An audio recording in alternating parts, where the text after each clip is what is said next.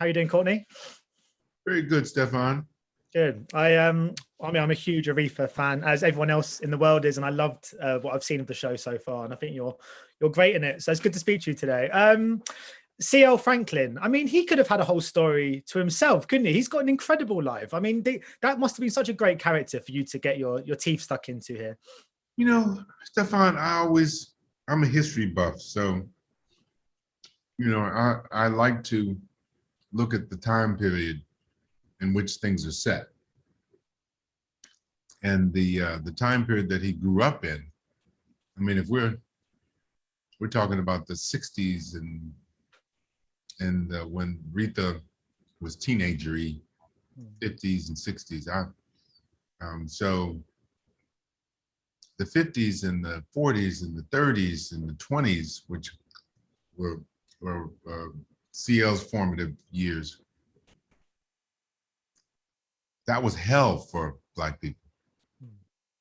There was, if somebody did something to you, there was no recourse for them to go. There was nowhere to go. There was no, you look at that Emmett Till trial, which was an example of it, but which I believe was '54,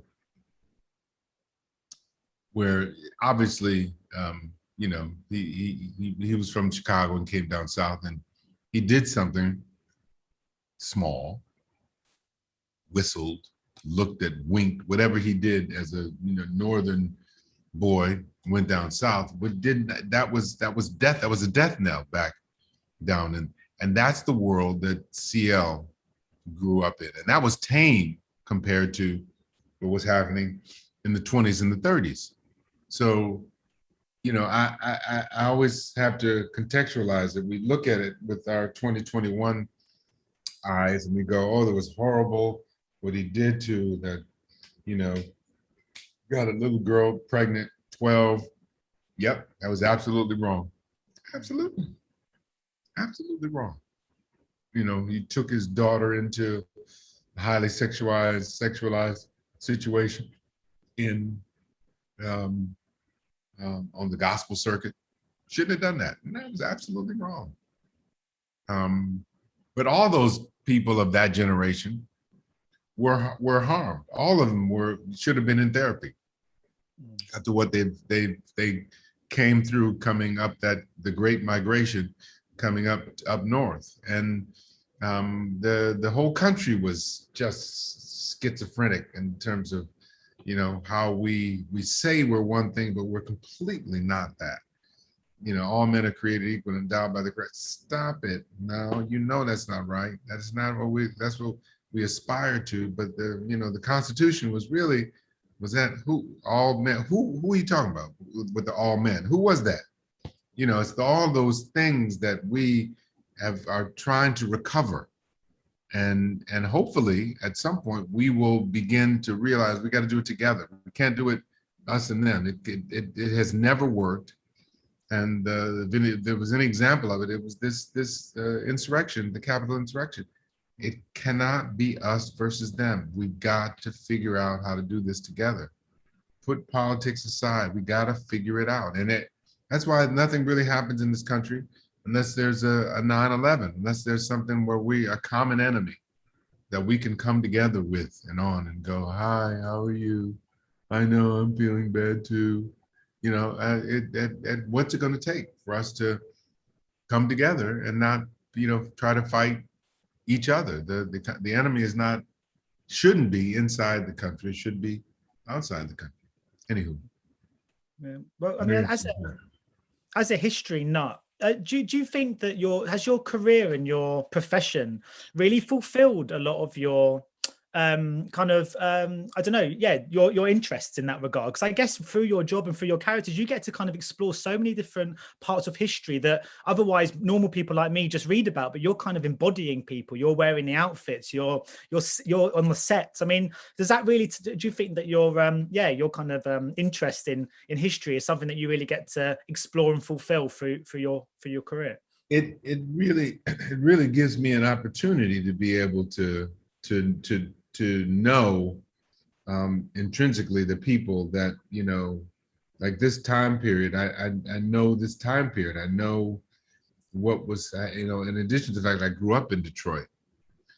So I was a baby when all of this was going on. But I remember the riots in Detroit in '67 and how our father had was a manager of a supermarket. The supermarkets were new. It used to be all mom and pop, but supermarket where everything was in one place was a new development. It was like the cell phone. They were trying them out. And the riots, the folks burned it down. And we used to go hang out with Daddy at the supermarket. He used to show us how, what the cuts of the difference between this cut of meat and that cut of meat is, and the marbleizing and of the, lean versus, fatty meat. I mean, so it was we used to go hang out with Mommy at the library. She used to work at the library, and we hung out Daddy at the supermarket. I mean, so it was, everything was smaller and everything was self-contained. We all knew each other. But things,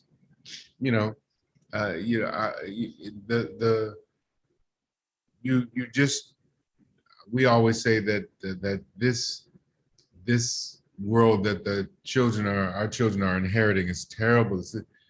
Our world was terrible that we inherited with the Vietnam War, the lies of the Vietnam War, the Watergate lies, the assassinations, the riots. I mean, we inherited a horrible world, but we had to figure it out.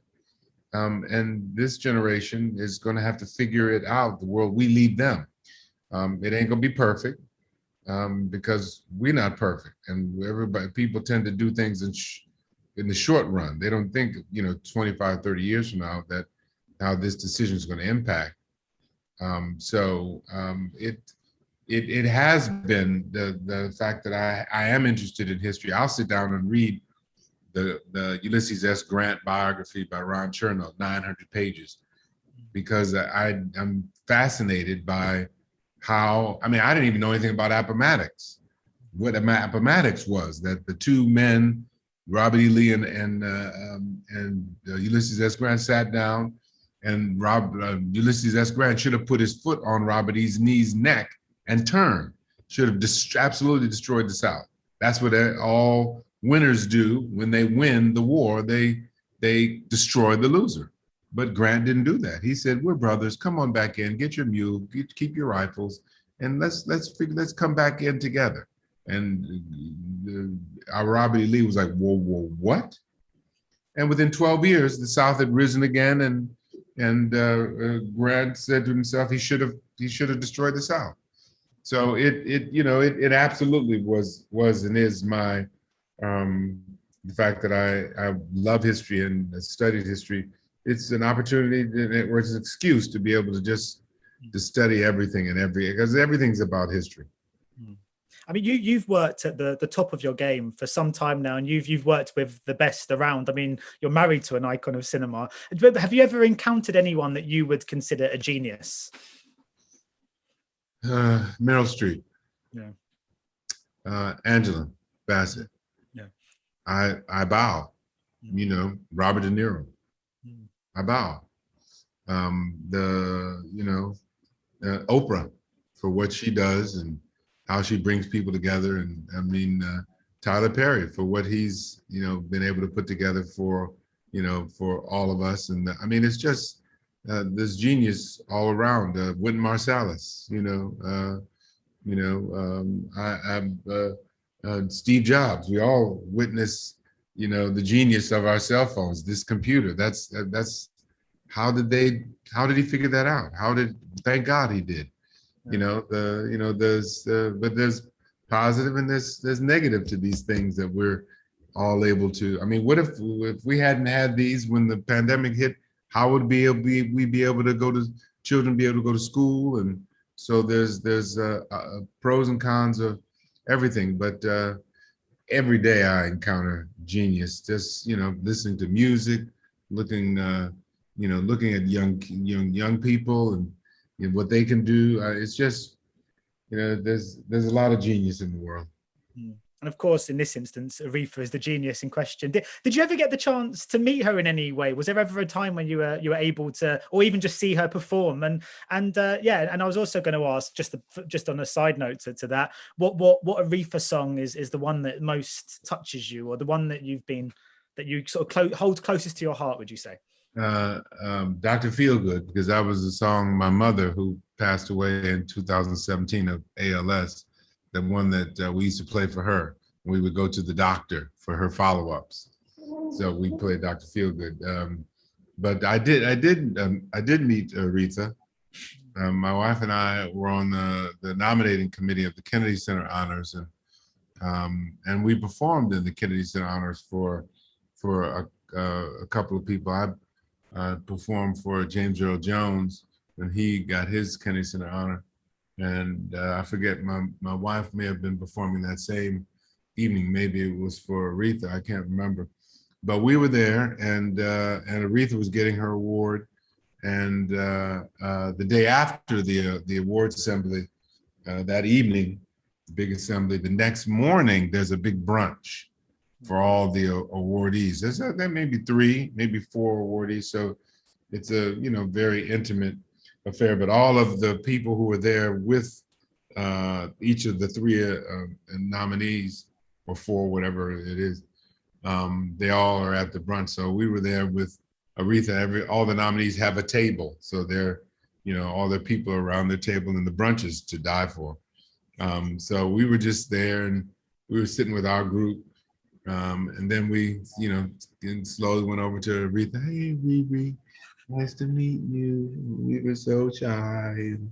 We said, oh, boy, sit down. Girl, sit down. Sit down, Angela. Sit near me, Angela.